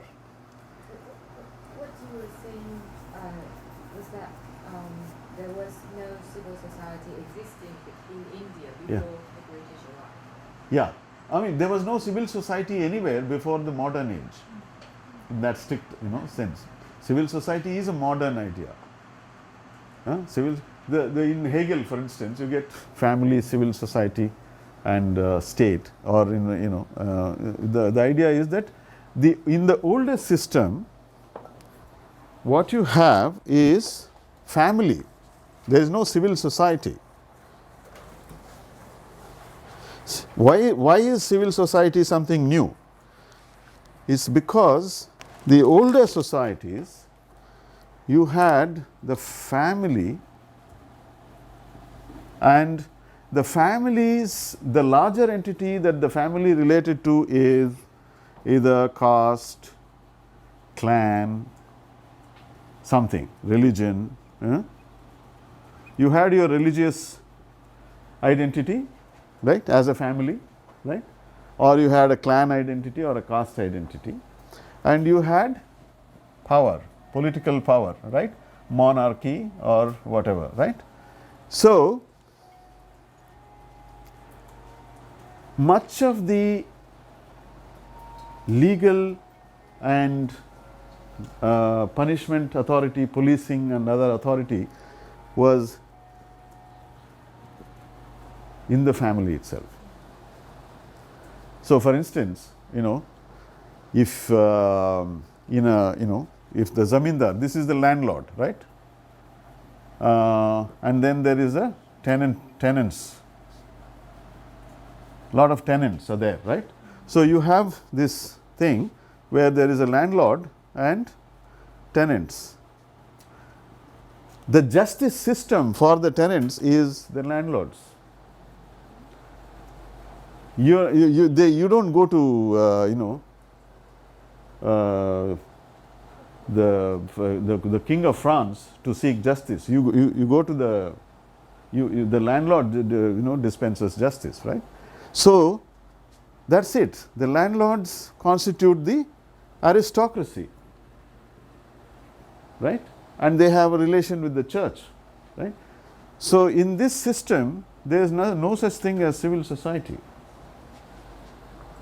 The bourgeoisie, when it challenges the authority of this system, breaks this system, constitutes a new kind of public, in which it is, which is constituted, of course, by the time all of the other, like printing, the availability of books and periodicals and all kinds of things are there. Urban spaces, like Habermas says, the cafes, 18th century, the cafe, people sit and discuss, read a newspaper and say, hey, what do you think when this is happening, and so on. what they say has certain kinds of ripple effects which actually make for some changes in the upper spheres of power, right? That is civil society. Now in civil society you have economic activity and also cultural activity and public life as in general, right? Now this is here when you can't bring your landlord status to bear on civil society. That is, you can't say, I am a landlord, so if you want I will sit in judgment over your dispute. You don't have that power anymore in the civil society domain. You have influence certainly because you have wealth and all those things, or you may not have. For instance, students, universities, these are all part of the civil society situation because they are also people of some opinions which matter. So there are groups there. So you can form associations, right, in civil society. So you can form the association for the improvement of something, right, and you can put out a pamphlet and it can reach the higher levels of power and they might even respond to that. Yeah. So but it's a new kind of process which is thoroughly modern in character, right? So that is what is there. It's not there anywhere before modernity, and certainly it was not there in India at the time when the British came and occupied it. So without that, so you have a colonial state, a modern state with all the modern apparatuses of power at its command, and reason, reason of state reason at its command, but ruling a population which is not in any way, in tune with that sensibility, right? And a new civil society is born, but out of the class that is educated by the colonial state. So it happened in century that a new kind of, something like a civil society. But as Guha is saying, this is one of the contentious arguments, because in India, for instance, a lot of studies are there which say public sphere, Hindi public sphere. So if there are newspapers and if there are educated people, you talk about the public sphere. So Guha's point here is slightly contesting that assumption by saying that that class was primarily loyal to the state, colonial state. It did not really have. So it's only later in the 20th century, late 19th, 20th century, effectively in the 20th century, that the civil society of some of a modern kind develops in the Indian among the Indians, but it's restricted. It's a very small one. So the spurious hegemony, the Indian liberal thought, for which he gives the example of Tagore and Gandhi here, they did not really buy this claim that that the British had brought rule of law and enlightenment and so on to India. So what is the critique of it is here, you can see it on page 80. James Mill and Sons have been pretending to write the history of India while writing in fact the history of Britain in its South Asian career. That is, they are writing about what the British did in India, and it's not a history of India, but they call it a history of India. And what his point is that Indian historians are also falling into the same trap. They are also writing about the same thing, thinking that they are writing the history of India. And here we come to this Cambridge school, which is the target of attack. The Cambridge school, what it does is, and Anil Seal and David Washbrook are the two historians he discusses here. He says, so Anil Seal's point is that Indian politics is basically, there is only one Indian politics, and that is whatever the British created by two means. One is by creating competition for various kinds of benefits, and the other is by education.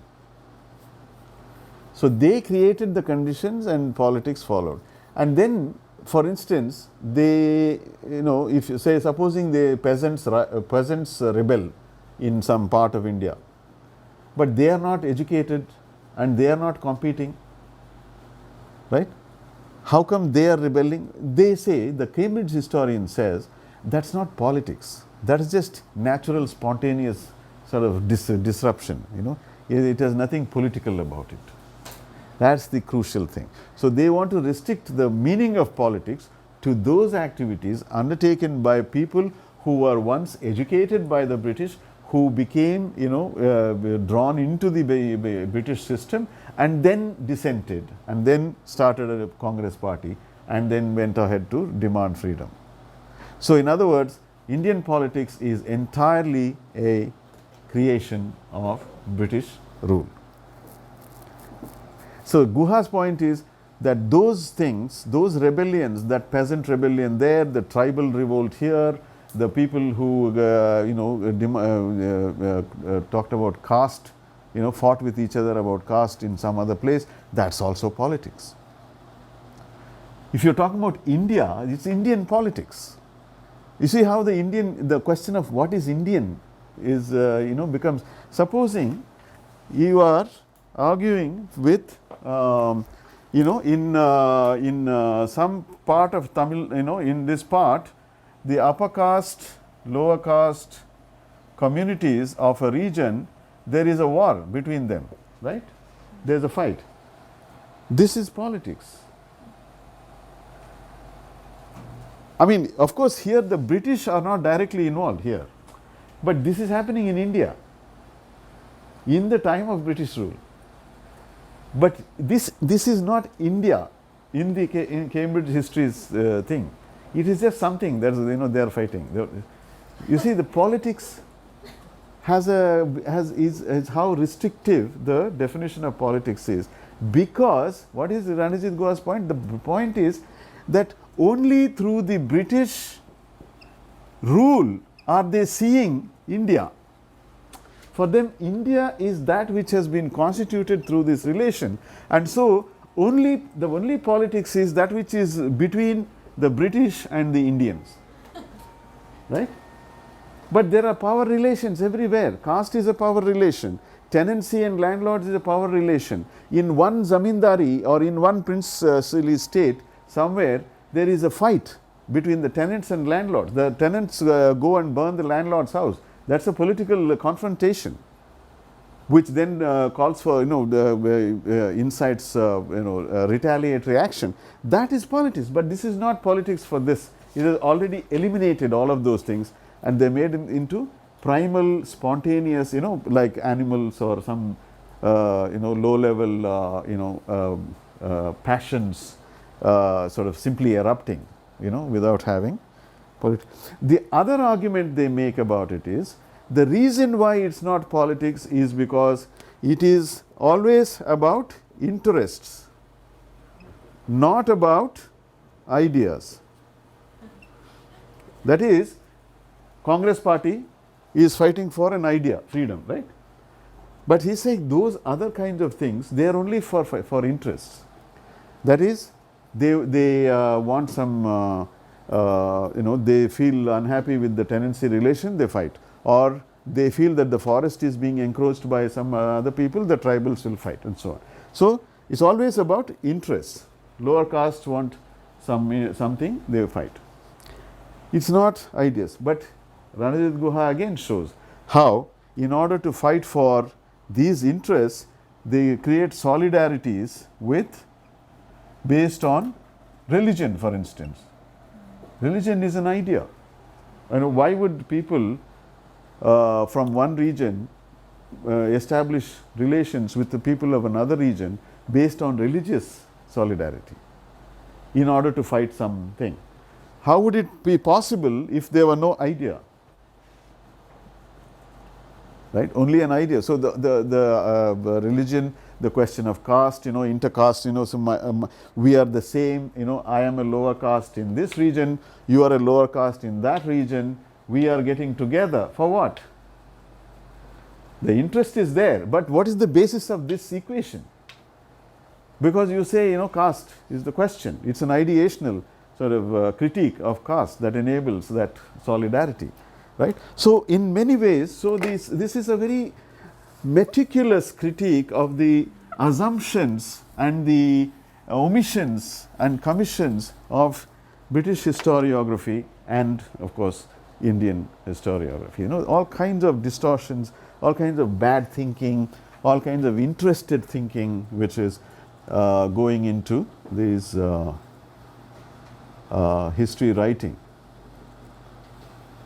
So this is the conclusion. What is his conclusion? The Cambridge approach seeks to represent the colonized subject's relation to the colonizer as one in which collaboration triumphed effectively over resistance. That means that they want to say that in British India, the natives were more collaborating than resisting. So if they are more collaborating, that means that they were hegemonic. So all evidence of resistance is dismissed as spontaneous and primal and primitive and so on.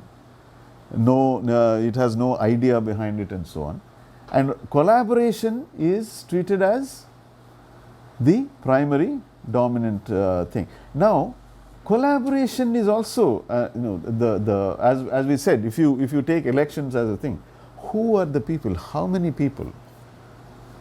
In 1914, when in the second decade of the 20th century, when they introduced constitutive a kind of legislative representational system, it included 3% of the Indian population. It's only rich people, so much wealth, so much education, whatever conditions, which restricted it to that a small group of very rich people. So that is collaboration for you. But this collaboration is you can Ranajit Guha's point is they were the collaborators. That is, they are not the you cannot equate them with India, 3% of the population, right? Okay, so finally he comes to the autocritic question. That is, finally he says, anyway, what the British do with their history writing is up to them. If they want to if they want to write justifications of empire, it's their problem, but Indian historians need to look at their own work critically, because they are in complicity with colonial historiography, because they are accepting as true all these kinds of assumptions, right? And therefore it is time, though he says the successor regime, that is independent India, is also a dominance without a hegemony, and we are not able to see that because we are trapped in this consensual picture of treating as politics only those things which derive from the British apparatus and its functioning, and we don't see the other aspects, and we take some of these arguments as true. So he is making a plea for an autonomous historiography of colonial India, that is subjective autonomy. The historian has to write from an place which is autonomous, so in a subjective position which is autonomous, and only then can they get a true picture. So it's a kind of plea. In a way, I feel, my own sense is that he is actually by the time of the 6th volume of Subaltern Studies come to realize that the Subaltern Studies project itself has not really succeeded in transforming the Indian historiographical apparatus, change the mindset of the historian.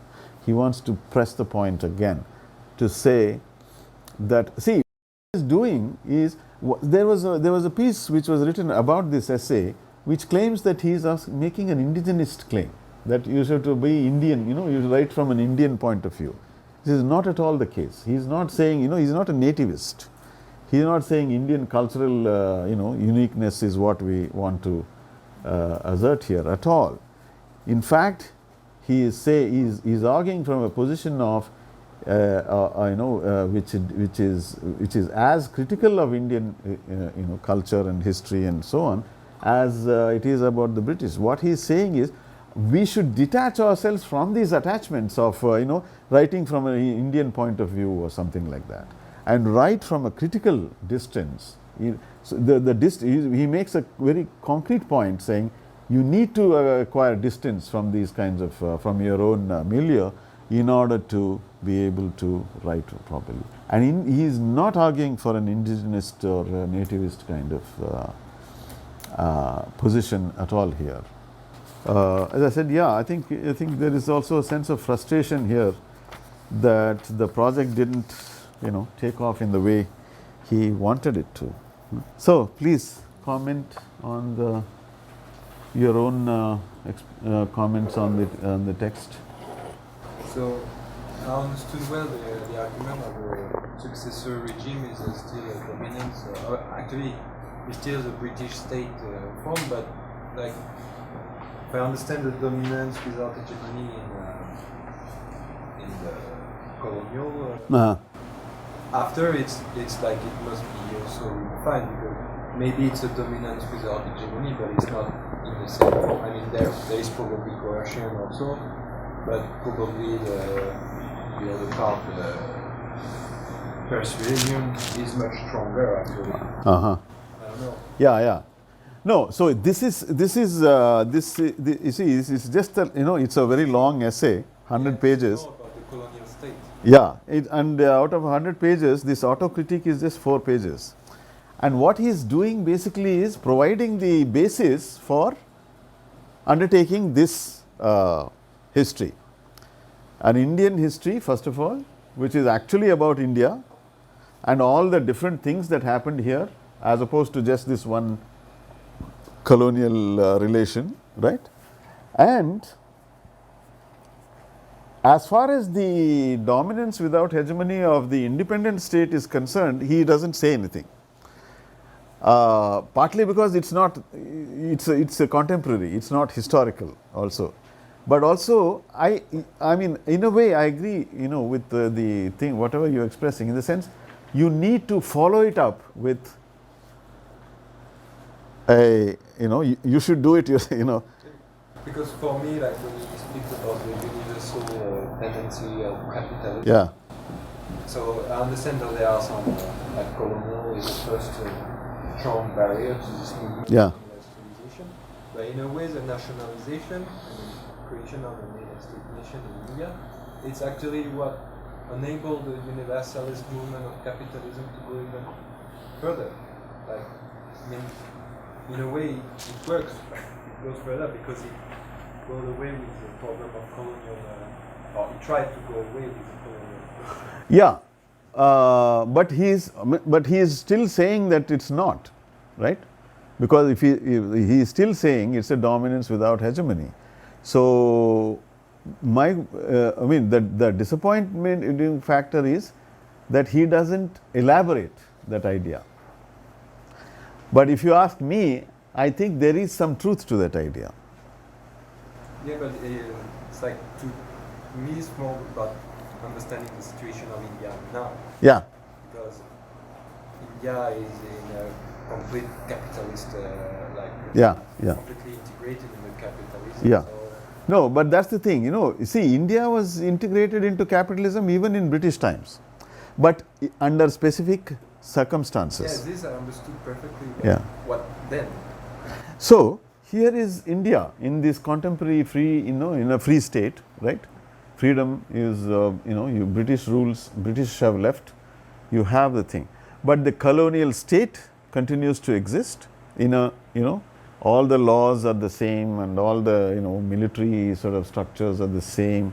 The relation between center and province is very similar, and so on. So, I mean, very crudely put, those are the reasons why he says it is still a dominance without hegemony, right? In the sense that it is integrated into, so for instance, a market has been created. It's a India, all India market. It's a unified market, right? In that sense, it's unified. But socially, it's not unified. It still is different. But for instance, now there is a film. Latest news. Just what I read this morning. The film is called Ram Leela. Now, Ram Leela is the name of a festival which happens every year, where Rama's victory over Ravana in the Ramayana story, is celebrated.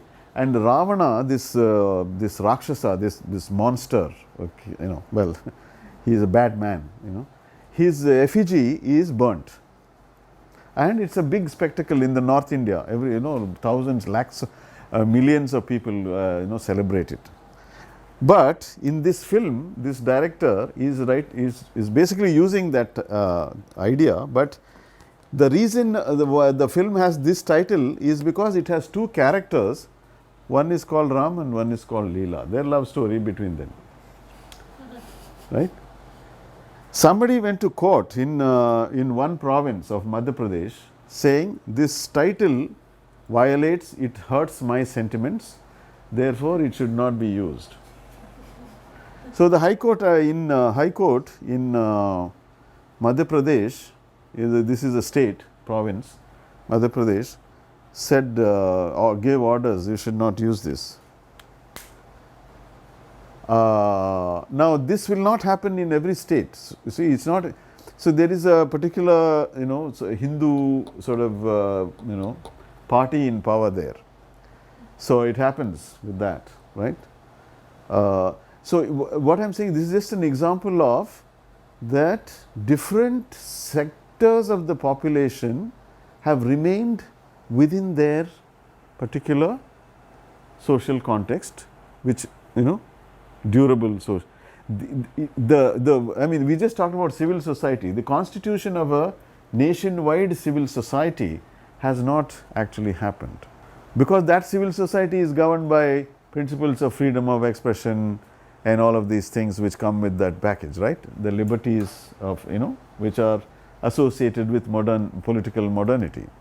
They are not there in the sense that there are different, you might call, affective, that is, political formations within the Indian state which claim that emotionally their sentiments are hurt or the emotions are hurt and so on, right?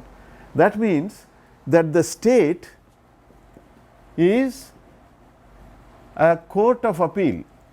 The Indian state is a court of appeal, just like the British state. British state was also court of appeal. So the Hindus would go to the British and say the Muslims are doing something which is affecting me, and the Muslims would go to the British and say the Hindus are doing something which is affecting me, right?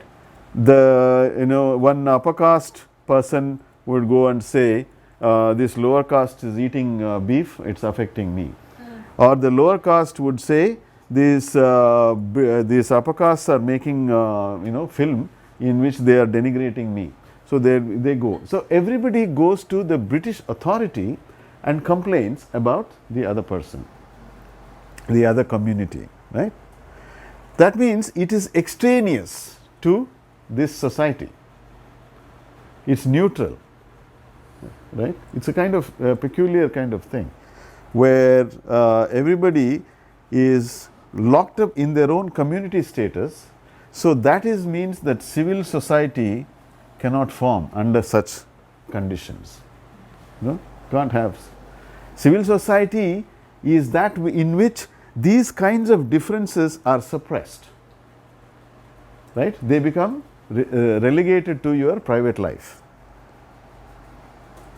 And unless there is some very serious kind of sacrilege or something which might go to court, but you can't, there is a new culture.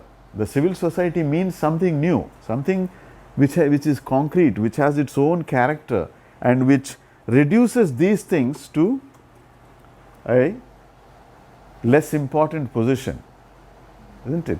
But in the absence of civil society, all of these remain powerful, they remain active. all the caste divisions, religious divisions, language divisions, etc., they remain active. And you are always thinking about myself and this caste, that religion, that region, etc., in relation to them. You are not thinking, you don't have the conditions for a unified sensibility. So that is in one way a way in which the dominance without hegemony persists in the Indian context. Right? What you have described is kind of a socially divided. How about nationally? I mean, like, do people think, we are all one people, we are all Indians, we love India? Yeah. So at least at a certain level, Yeah. The national level, that's also a universalistic Yeah. level. Yeah. You're not divided. So, true. There is two aspects to that. One is there is now a substantial, small but substantial in terms of numbers, very big. In terms of the population, very small. India, so many, it's a large population, which is whose interests are now spread across, India. That is, you may be in this region, but you have economic interests, in other regions. You are doing business with other regions, or you are working in another region. You got a job in some other place, or you are in Delhi, which is the capital city, or you move to some other, in many different ways. Business, employment, education, and all of these kinds of, sectors have created, people have developed interests in the larger India.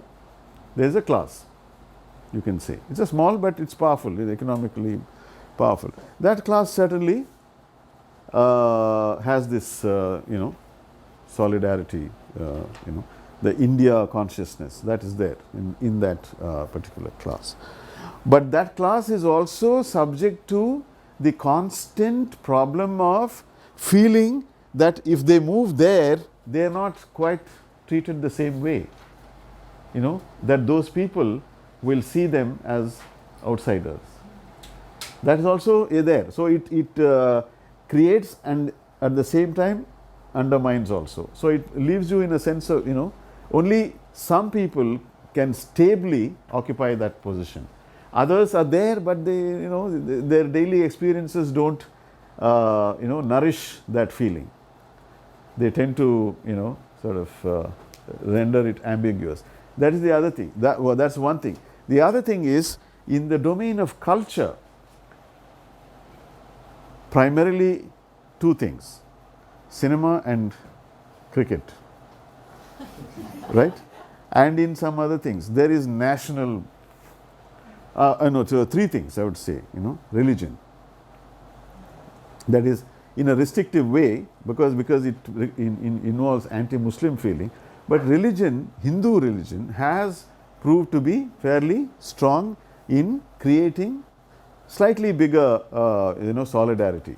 But even Hindu religion has never succeeded in unifying the entire region. Only, large pockets. But cricket, yes. And cinema, Hindi cinema, you may hate the, Indian government, but you will still watch the Hindi films, that kind of thing. So there is a cultural, level So, in a way, if we go back to the Lacanian psychoanalytic sort of language, there is imaginary unity. In the realm of the imaginary, there are all kinds of things. The flag, the movies, the cricket, the, sometimes a great leader, charismatic leader, there are many things, or Hindu icons. These can expand the unity, beyond the narrow class, of the upper class. But symbolic, when we talk about those other things, we are talking about a symbolic sort of unity. And this is where there is, it's always relying on the imaginary, in the visual, in the the more spectacular aspects of unify, forces that unify. It's not a stable, established unity which actually then enables a productive disunity, right? Because that's the whole thing, that individual lives have to be enriched in the sense that I can disunify myself from your interests and pursue something of my own, because at bottom there is a unity, which is the symbolic kind of unity, which is a kind of, theoretically speaking, that's the ideal of the normal, modern. That is not there, and that is not there. If you want to, anticipate our future sessions, one of the key issues, in my opinion, why it is not there is language. That is, in India, the relation between nation and language has been completely distorted. We have not been able to resolve the problem in any, It is where, the whole thing is sort of totally jumbled up, and unreason prevails. There is no sort of play of reason. The reason has has ceased to operate in the realm of language, and therefore we have a situation which is, I think, is not conducive, because symbolic unity, the basis of symbolic unity, I would say, a very minor but very vital basis is language. Even if all other conditions exist, if the language doesn't exist, it remains unaccomplished, right? The symbolic unity. That's the Well, we were talking about the relationship between the state and civil society. Kuhal is trying to say that the relationship between the colonial state and the colony is more abrupt one. It didn't go through the middle class. yeah. But I'm thinking that perhaps this also applies to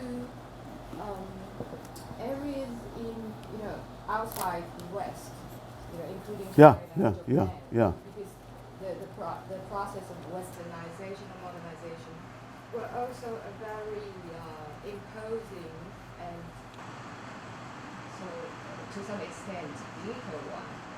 Just it was undertaken by probably not a colonial. Not state, colonial, but but it's okay. Slightly indirectly. No, I mean, what I suppose it would require the substantial following, support of a substantial sections of the population, isn't it? You mean supported by? Support, yeah. I mean, it has to actually triumph over the opposing forces. It's supported probably by the elites. And No, but to actually implement it, it has to win, it has to triumph over the opposition. Yes, but let's take Japan's example. Ah. For example, it was sort of announced by This, the emperor. yeah, but the emperor already has legitimacy, isn't Yes. it? That's the point. That's the whole thing. The emperor's legitimacy is a long-standing one. It's not newly. You don't have to win the legitimacy newly. It was a relatively new one at the time when the Meiji Revolution took place, because before that it was the feudalist states. Huh? No, but the emperor. The emperor just newly regained the power to. Yeah, okay, that was also supported. Yeah, it's within. The legitimacy has already. Legitimacy is not. Lacking in that situation, isn't it? I mean, so see, in any situation, there are conditions of civil strife. That is, in America, the revolution didn't immediately, get accepted by everybody. They fought with each other, before it was settled. So, in other words, there is no, you know, It was voluntary. it's not that it happens, you know, without, you know, smoothly in other places, but there is a process of struggle and triumph of something, right? Where legitimacy is won. No more, you cannot wear these clothes, you cannot do these things, you have to wear suits, you have to do the, I mean, you know, it was like a sudden, although he was a legitimate ruler, but the changes he brought in were so drastic and, you know, so abrupt that there was a lot of reaction to it. So, for instance, that is one instance, you know, where I would like to understand, but because there it seems it had the same character of alienness which, you know, is seen in India. But there the difference is that he is not bringing a new state into being. The state is there, it is bringing a new culture into, you know, operation. He is enforcing something. So, as a result, he may lose his popularity or other things may happen, but it is not, again, you know, it's kind of in between case, which is, you know, a bit like what I think you are saying. Different countries and different cultures react to Right. you know, Yeah. the resistance has a different degree. Yeah, yeah. In Japan, it's similar. You know, all of a sudden you see the emperor Right. dressing in Western costume and the royal Yeah. family and portraying for the Okay. the painters, the royal Yeah. painters. Yeah, but There was resistance too. that's true. I mean, also the 19th century and the 20th century are different times. You know, in Japan, possibly when that was introduced, you know, I don't know what the historical conditions were, whether people found it difficult to accept or not, and all those things. It will be interesting. Yeah, Japan is one thing, and China obviously, and Turkey. Some of these are, you know, where it was state introduced. But the point there is that the state is not being introduced. It is these changes that are being introduced. The state is already in existence. Another, I don't know if it's a question or a comment, it's about this distinction between interest and ideas. And I suppose it's all very well for all the, you know, let's say, the enlightened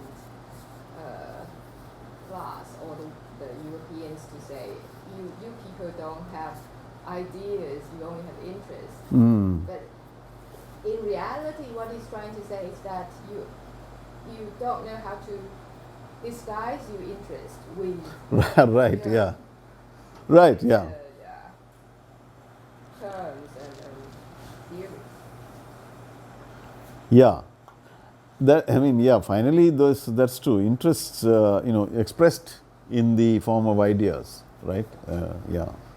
I mean, see, for instance, the same bhakti tradition, you know, here he gives a very negative, you know, reading of bhakti because it's all about servility. It is true. What he says is right.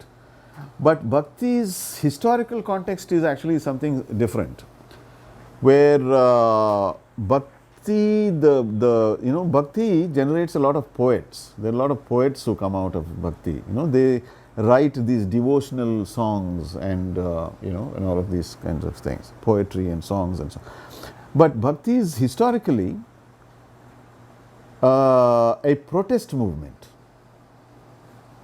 So the bhakti poets are talking about caste and critiquing caste. So that's an example of what exactly what he's saying. Its ideas are, you know, it's actually, you know, obviously interests of the lower castes, etc. So bhakti movements typically talk about a casteless community, you know, and they critique caste. They say, what is this, you know, what is the difference in the blood of a upper caste and a lower caste? What, you know, meat, you know, when you eat meat, does it not become the same blood as, you know, the meat eater's blood different, and so on. You know, there are various kinds of figurations and so on. The poetry is full of a ideational critique, you know, a critique of the caste system and a protest against, you know, inequalities also. So in that sense, yeah, I mean there are, but actually he takes what is slightly later. See, the earliest historical instances of bhakti are protest movements, and they are actually anti-caste, and you know, they have a Protestant. Some people have called it a Protestant kind of development in Hinduism, in the sense that, you know, you reject institutionalized religion, and you say, you know, God is a personal sort of, you have a personal relation with God. So the temple, you know, the big temples and all that, you know, you denounce them, saying these are the, you know, grand, you know, temples which were built for not for devotion but for some other purpose. So you reject that. You reject that. You reject the caste system and all those things. But later bhakti movements, the ones he is referring to, they became more conservative in character. They, you know, they emphasized servility and obedience and all of these things. Yeah, but yeah, I mean there are, I mean, ideas. It's not that there are no ideas, but certainly. 12th century, there was a very big bhakti movement in Karnataka, one of the provinces, Bangalore, you know, that region. 12th century, and it was a, you know, it was a widespread denunciation of caste and established institutionalized religion. And they used to they had a community in which there was no, you know, caste was sort of overlooked, you know, ignored and so on. And so bhakti becomes the means by which that is enabled.